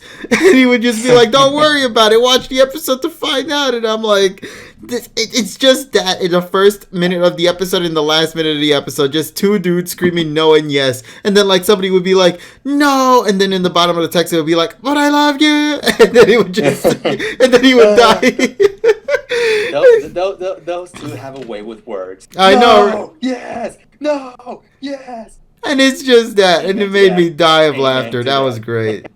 I loved it. So, overall, Just Dropkick. If you haven't watched the first season, definitely give it a watch. If you haven't, if you have watched the first season and are looking forward to the second season has all episodes available to go. So, if you're looking forward to more Just Dropkick, you're definitely going to get it. I will say, though, one little downfall is that the second season does not have as much violence as the first season, because the first season had a lot of censorship because of the gore.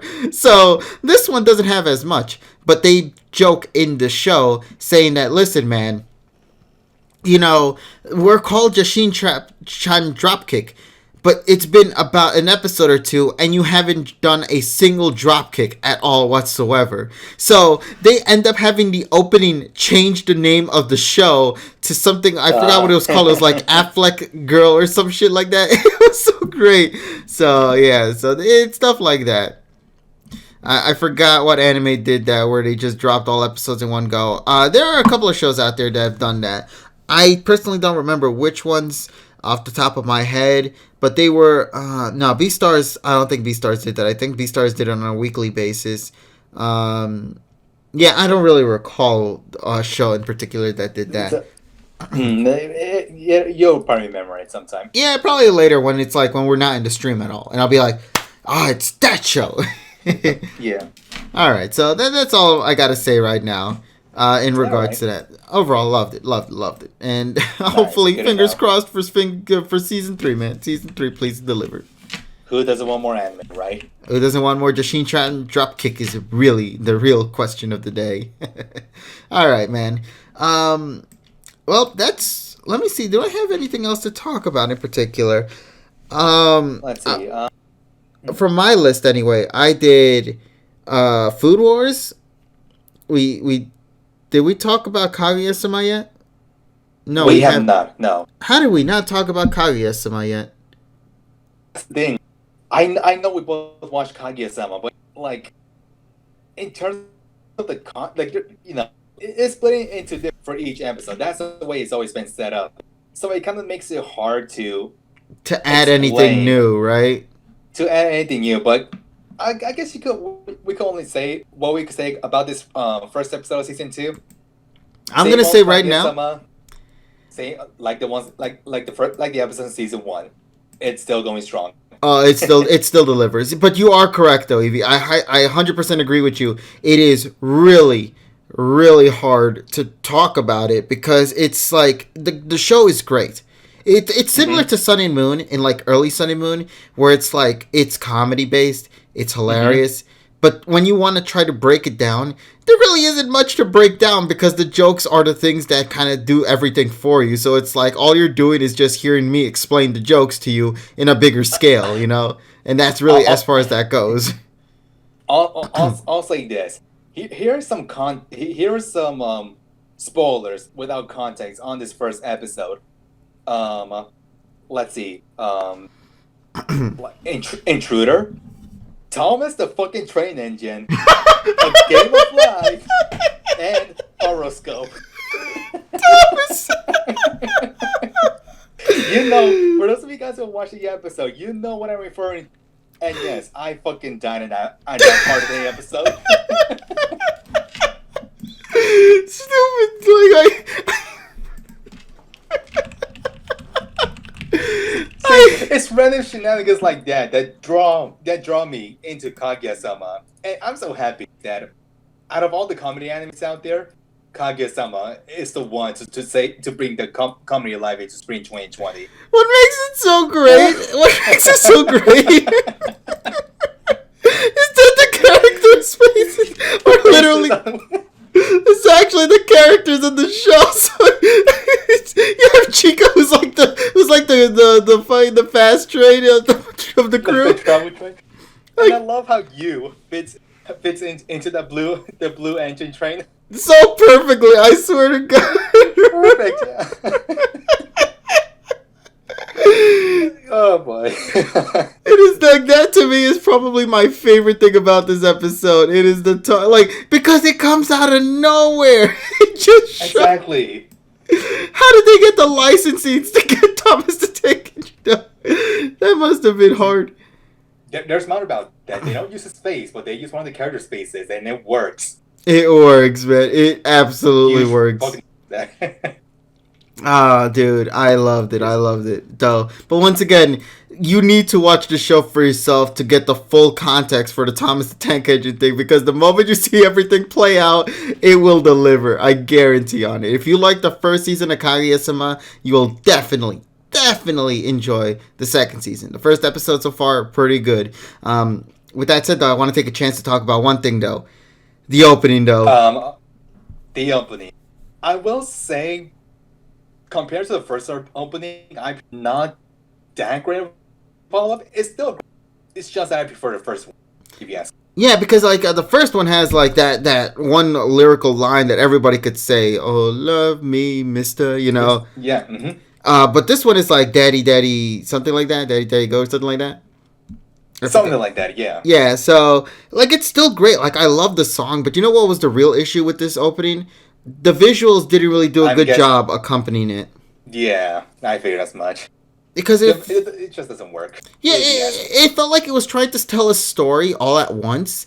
But honestly, that story would have just been better if you just told it in an episode rather than try to slap it in an opening. The opening is always supposed to do a good job in giving a lot of visual flair to it. Because, you know, like how in the Chica's whole dance in the first opening, where she's like doing that dance in like this really psychedelic visual color. And that pretty much summarizes what this show is all about. This one though, it's more of a story, like you mentioned. Yeah, there's storytelling. It could work, but I feel like for a show like Kaguya-sama, I feel like that should have been something like a visual kind of stuff. Maybe a different kind of opening would have worked out, but then again, you can't leave out the King of Love from Japan. Oh, dude, he delivers. He always will deliver. That man will never stop delivering. He will always be the king, and he'll always be that way. Donnie, I do know about that, and it makes me laugh so much to know that Malos in Xenoblade Chronicles 2 is the best voice acting character in that entire game. Man, I'm just saying, absolutely incredible, done well job for the voice actor for Malos. But yeah, Malos is in this anime, huh? Well, somewhat. Somewhat. Now, I know somebody in the chat in particular wanted us to talk about one show. This one, I don't know if you caught this though, Evie, but this anime in particular, let me just go and here we go. Let me just make sure and get this here. I want to talk about Two Boys. I want to talk about two not two boys. I should change that. Two men, two manly men. Okay. I know what you're referring to. Yeah. Okay. And, okay. I'll let you finish up first of all. All right, then let us take a chance right now to talk a little bit about the Millionaire Detective Balance Unlimited, otherwise known as Fugo Keiji Balance Unlimited. I hope I pronounced that right.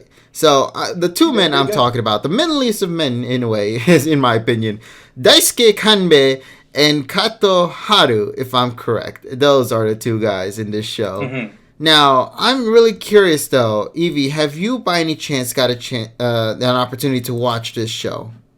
I did not. However, I believe it was a few days ago, one of my friends was, I was in Skype call with, was watching the first episode, and let's just say she had to remove her hoodie because it was getting pretty steamy. Woo! You know what I would say right now? This reminds me of Yuri on Ice in terms of like, man. Oh my god. I kid you not, though. I love these boys. These are two awesome badass guys, like for real. Okay, so see, I was hearing good things about this show. So, and I assume you had the same thoughts as well from this first episode. I agree with them as well. There are some things I want to touch upon real quick. But another thing I really want to bring up is the popularity of this show, because it exploded to a level that I did not think would happen. It trended on Twitter. This show trended on Twitter, but it wasn't just simply the show. No, I'm talking about the two characters in the show. Their names, Haru and Daisuke, were the ones that were trending on Twitter. Let me bring it up. Yes, sorry about that. Also, just a little side note, Kaguya was also trending today. Yeah, because everybody was anticipating that show. Yeah, but anyways, back to Koju Keiji Balance Unlimited Thingamabob. All right, let me just go and put the image here real quick because I completely forgot to do that. So let me make sure to get that there. There we go. All right, perfect. Switch now. So yes, these two characters in particular, they actually trended on social media. I did not think that would actually happen. That caught me off guard because it's like, it's a new show that I'm unfamiliar with. I'm pretty confident that many people were very unfamiliar with as well. But it's because of the art style in this show that really makes me believe, and also the way these characters look, made me believe that this show would blow up to high levels, man. And I was blown away with how people were really appreciating this show. Like, I believe Daisuke was at like number 4 trending. Haru was at number 11. The point of the matter is they were trending, and that's awesome to me. That to me is absolutely awesome. Yeah, that's that is pretty awesome, because I didn't think this show, Fugo Keiji, I didn't think it would reach that level of popularity once it premiered. Like, it kind of threw me off. Yeah, because it looks like a show that would be underrated, similar to like Sing Yesterday for me. Yeah. Now I do want to say this, KG, because based from what I heard from my friend on the first episode, this millionaire Daisuke, he uses his power as a millionaire in this first episode, from what I've heard. Oh, when they say unlimited in the title, Evie, we're not joking. Literally. It literally is unlimited. Now, of course, that could be a good or a bad thing. Sometimes giving a character unlimited money might make things boring for viewers. But for me personally, I love that aspect. So this man Daisuke is the living cheat code for unlimited money on GTA. Yeah, he will. Oh, like he could put like $1 million off to the side, and that $1 million just randomly appears back in his wallet, man. It's that level of unlimited, dude. But I genuinely like the direction this first episode went. Okay. I do want to talk more about it, but I really also want to see where the next 2 episodes go to really give a full-on opinion on it, because so far what I got from this premise, at least, is, as mentioned just now, obviously one of them is a millionaire, so pretty much buying yourself out of everything is a way to kind of get characters just completely free, you know what I mean? Right. Animation's great, music's great, the plot is a little simple right now, but I think it could deliver. I really do believe it can deliver. Which is why you want to wait till you watch the other episodes, right? Exactly. I want to wait on that. But I cannot deny these 2 men look mighty fine, man. These men are men. Yeah, men. As like the fairy tale would say. But yeah, so another appreciation that I have to give a shout out to is the studio behind this anime. Oh yeah. If I could look this up right now. You'll be surprised, man. Oh, Cloverworks. Thank you. Exactly. Cloverworks Studio. Now, Cloverworks Studio is a very, very well-loved studio. I mean, they've made hits after hits after hits. I'm talking about Darling in the Franxx, The Promised Neverland, Bunny Senpai. Mm-hmm. Of course, And of course, for those video game adaptations as well, like Phoenix Wright and Persona 5. Yeah, they also did another one of my personal favorites, Slow Start, which is a very underappreciated one, so personally to me, I think Cloverworks has some good things under its belt, so I feel like we are in good hands with this particular show. Once again, I just want to wait for more episodes just to drop, only because I really want to get a better feel as to the direction of what this series is going to go through, because for now, I will say I love the characters, I love what they're doing, I love everything about them. They're fine men, but like, I want to know more on the story side of things, and I feel like we'll probably get more as we get more episodes, of course. And I'm gonna be clear on something, because the genre that I'm seeing here on my anime list is mystery, but I've been told that it's more than just a mystery, though, right? Oh yeah, it's definitely more. See, that's the thing. Don't let that one little, because that's I'm not gonna lie, Evie, and I think we talked about it. I mentioned I was going to put this away only because it only had one genre in it. But that was my fault, because I was trusting on that one single thing. Yeah, so simply put, guys, don't believe everything that tells you. Yeah, so that'll throw you off. Exactly. So, I was just genuinely shocked by it. It was good. It was great. So it will throw you off, man. I will say that. But all right, so I really don't want to. I don't want to say more, because I really want to wait for more. But also, I don't want to spoil things for you too, because if you ever get a chance to watch it, please give it a shot. I will. I'll definitely watch it. I definitely will. All right. Let's see. Anything else to add on to that, by the way, before you move on? I have nothing else here in particular to bring up, though. Okay. Because another anime that I'm not sure if you've seen it, KG. I haven't seen the first episode yet. No, actually, I think the second episode came out yesterday, I believe. But the show that I'm referring to is called Kakushigoto. It's the one with the father and daughter. Oh shoot! I knew I forgot something to watch. Shoot. You caught off there. Did you see the first episode? I unfortunately did not get a chance to see the first episode, and surprisingly enough, I never seen a lot of people talk about it yet.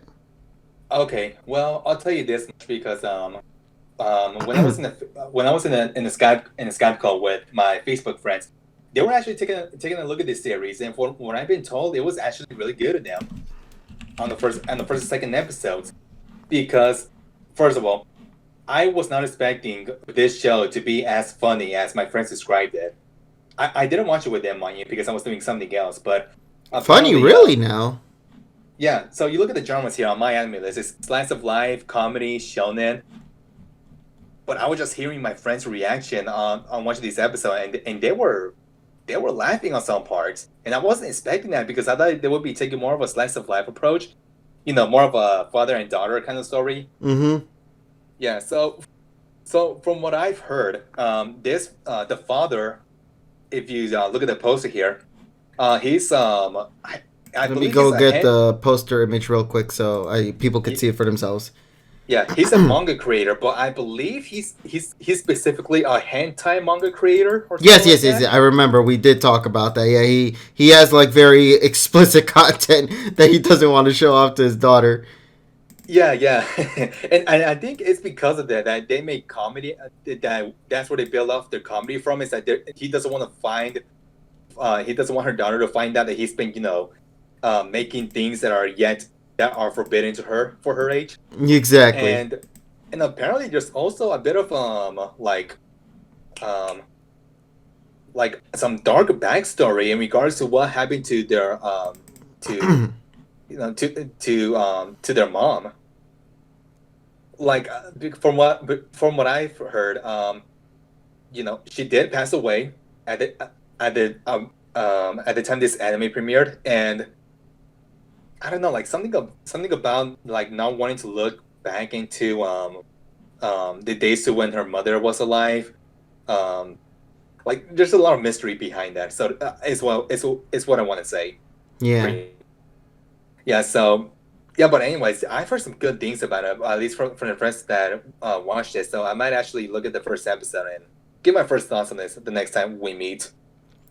All right. So now people were telling me something interesting in particular when I was thinking about this anime. They mentioned that the opening might also give away what potentially could be the direction they might go with the show. So I'm going to see if I should skip them. Because if it does spoil anything about this, then it might affect my viewing on it. Only because I really want to be more blown away by the revelation than by the opening itself. You know what I mean? You want a good story to tell its story without having to rely on something else like an opening or an ending. You know. Gotcha. But people are saying that the opening or ending you should probably skip, only just to make sure you don't end up getting revealed or realizing what direction this series might actually go through. But I don't know what's gonna happen. I understand. Yeah. Okay. So yeah, I had to take a look at the first episode from things I've heard. Yeah, let me take this chance as well to also go watch that too. I'm gonna definitely watch it maybe like sometime later today, and then maybe on Monday's pod we could talk about it as well. Only because I really want to see it. Because I genuinely did intend to watch this, but I completely forgot this in the list here of things to watch. So I didn't get a chance to watch it, unfortunately. Okay. Well, that's all good. Donnie, because Donnie, especially for you, because I believe you were like the one who figured out everything for Kanata no Astra before like everything played out, and you didn't read the manga, if I'm correct. So if you see this opening, I'm pretty confident you would probably be the one to put all the pieces together, from what I'm being told anyway.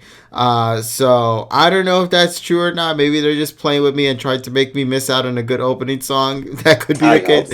I hope so, because I would rather have an opening song play itself than let it tell me something else, man. So I don't know. I'll see what happens. But yeah, that's pretty much all I got to say so far. And honestly, I pretty much cleared out my entire list of animes of what I watched this season. So far, same anyway. Same here. I know there were some other animes that I plan to look at. Like one of them, for example, is Gleipnir. But unfortunately, I'm seeing the rating here. It's not as good as okay. I'll tell you this. I watched it, but I don't want to talk about it. Only because it's... Like, really, that's as basic as it can get. I feel like it has potential, but, like, this first episode didn't really do it justice, in my opinion. Okay. Yeah. Yeah, from what I've been told, it's pretty much more fan service, at least on this first episode. Then. Oh yeah, that fan service is there. Like one of the girls in the show, she invites somebody to come to her room, and then what makes it hilarious is that she decides to start stripping in front of the dude's face, and she doesn't mind at all. She's just randomly stripping off her clothes, and then of course it's in reality the real reason why she's doing that is because she's just changing to her like PJ clothes. Oh, okay. Yeah, you would think it was like for the guy. No, she's just taking out her clothes regularly just so that way she could put on her PJ clothes. And the guy himself, he's just like, oh my god, I won't see any of this, basically, kind of situation. Right. You know, the jittery kind of thing, you know, so. Right. But yeah, let's see.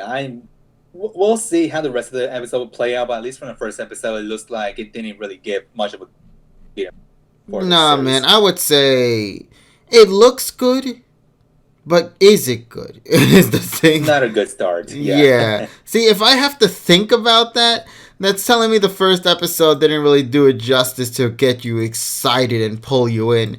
Of course, that's why we have the 3-episode rule.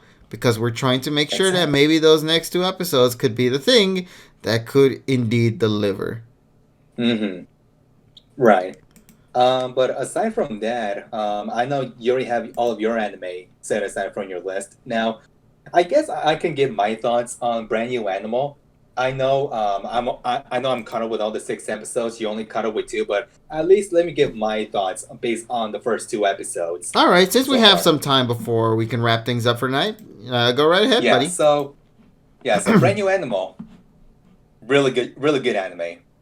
First of all, and especially from these first 2 episodes, you already get the premise of what this series is all.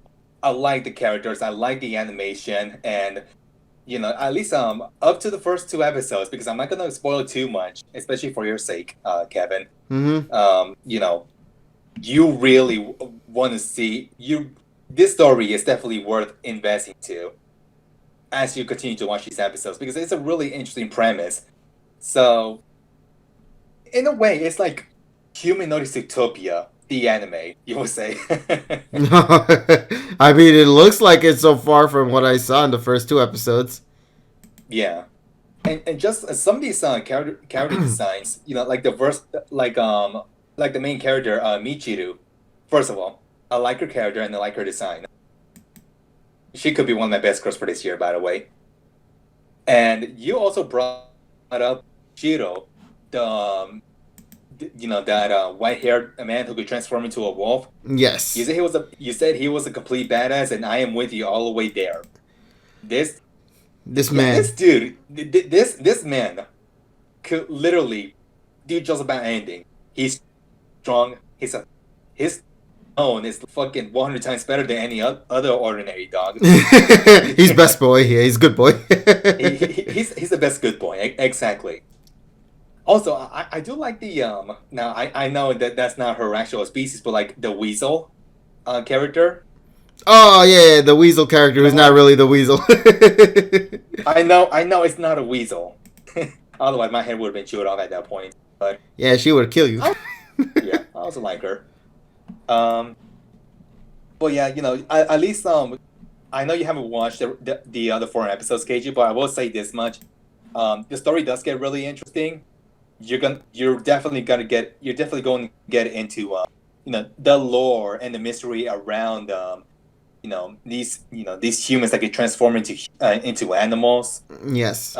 You're also going to dive more into Michiru's character, her backstory, and into her. It gets really good. And I will say this: the opening is really good, but I think to me the ending got to me. Oh, dude, the ending is like that. What do you call it? The lo-fi kind of thing. Yes. First of all, lo-fi's the shit, and that's why I fuck with that ending. It's really good. It is so good, man. I loved it so much. Yeah. But other than that, if you guys haven't seen Brand New Animal, let you know it is done by Trigger Studios. Known for really great anime all around. Definitely take a look if you really want to look for like the next hits for this year. I think Brand New Animal can deliver that for you. Yeah. Now, we haven't had a chance, and Donnie brought this up, the Tower of God. We've heard things about it consistently, about that show. People are saying it's going to be the next best thing, etc. I sadly have not watched it. I don't Me think you've neither. watched it, you right? Okay, so we still need to give a watch on that. We're probably gonna wait until more episodes drop. At least I personally am gonna wait on it for more episodes to drop, and then Mm-hmm. I'll give more an opinion on that. But until Yeah. then, though, let's hope it's actually as good as people say. But for now, I will admit, 2020 anime spring season of anime is fine. I understand we're sad. No Sao.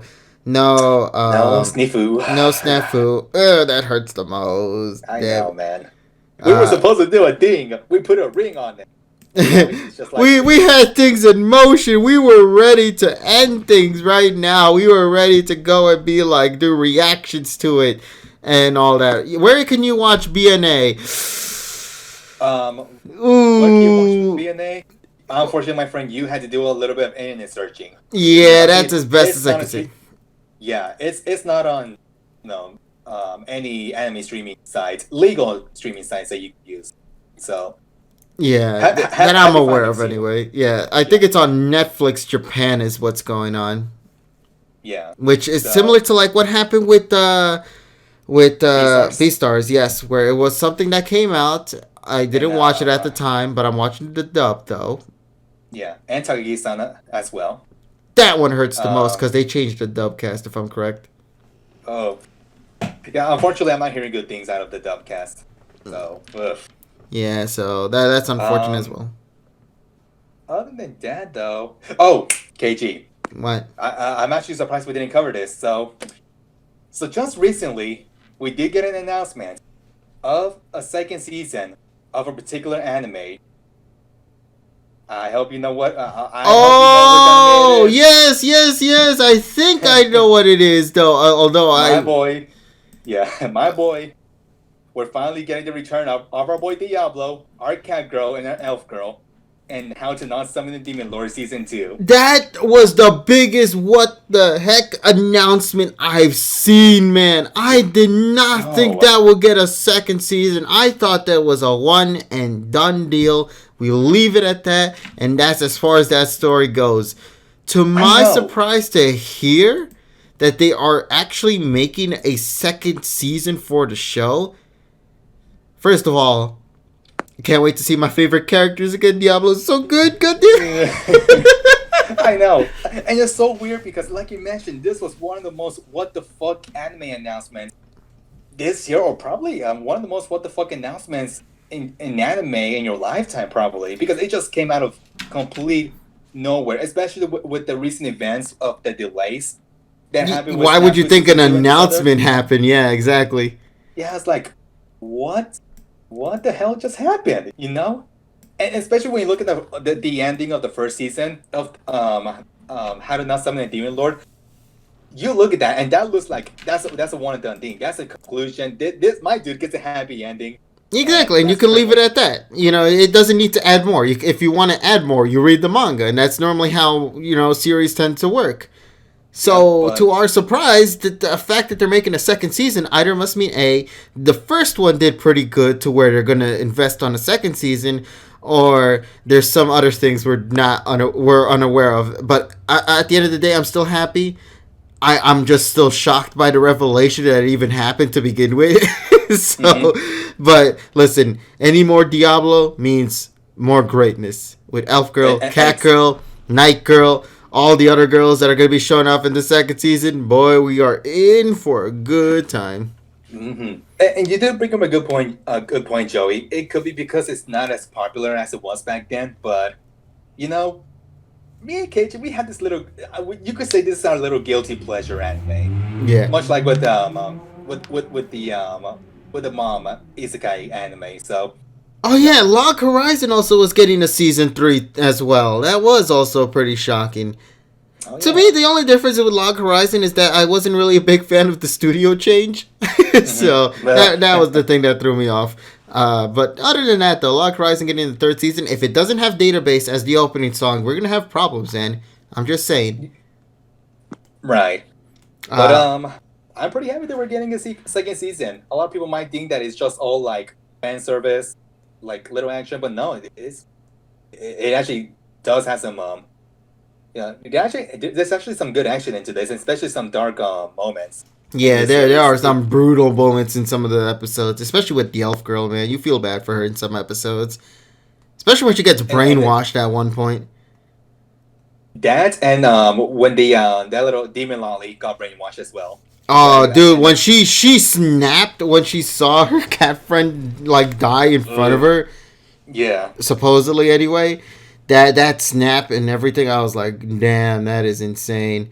yeah, Mommy Sakai got an OVA. I did watch it. I I loved did too. I love that he first of all lost his memory, but my favorite thing was how he straight up called all the girls out. He's like, Yeah. I don't need your old pies to come and try to woo me over. I love this woman instead, but doesn't realize that this woman happened to be his mom.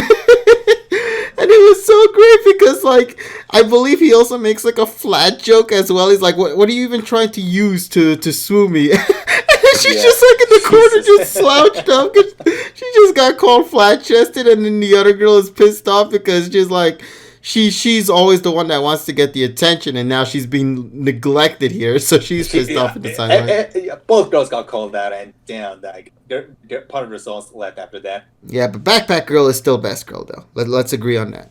The little Backpack Girl. But anything else I'm forgetting? I guess if we're gonna wrap things up, we do have one thing to talk about. Nothing really major, honestly, but I thought it'd be kind of fun to talk about it. Yeah, go ahead. I don't have anything else Yeah, I mean, like add. literally, it's literally quarantine hours anyway, so we're good. Yeah, so All right. go ahead. All right, so let's talk a little bit about Pokemon for a bit. I know a lot of people like about Sure. Pokemon.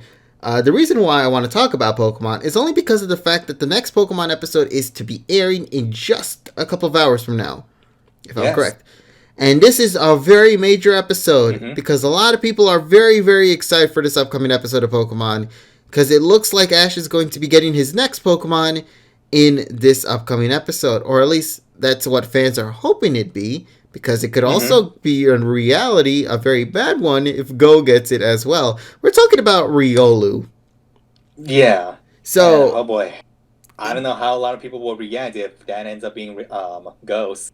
boy, I swear I'm gonna see computers fall off the windows, crash outside. It's gonna be chaotic. No one is gonna like that reality, man. I'm just Mo- saying. Multiple vibrations from our phones of notifications. It feels like an earthquake, but it's just your phone just vibrating. So, Yeah. shut up! I want to Yeah, sleep. Goddammit. exactly. Yeah. So I don't know, man. Like, what side are you in? Are you in Team Go or Team Ash for this one? My boy deserves justice. You gotta go with who? I'm sorry, Go. Go. I'm going with no. I'm going with Satoshi. He deserves that Lucario's. I swear to God, I was about to smack. No. I was What like, do you this take me man. I thought this man was not joking. I thought he wasn't bluffing. I was like, you gonna go and go? Because you cut off right at that moment for me. My boy, I am a cultured man for the past. I was a cultured man for the past 20 years. I watched Pokemon long enough. I'm a proud. I'm a proud follower of Ash. So I'm Yeah, going with my boy. I've been wanting to see Ash own a Riolu since the Lucario movie. So after almost a decade, actually over a decade now, we could finally see that dream become a reality. Our boy And Ash also- is finally getting Lucario.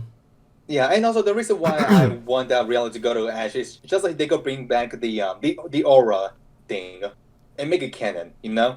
Yeah, again, make it canon again. Again. Yeah. Exactly. But then wasn't the Riolu special? Wasn't that Riolu episode back in EP like a special or something like Oh, that? it was. I'm just saying Okay, now well- they have to do it again because now this is the post reboot era, if you remember. Right.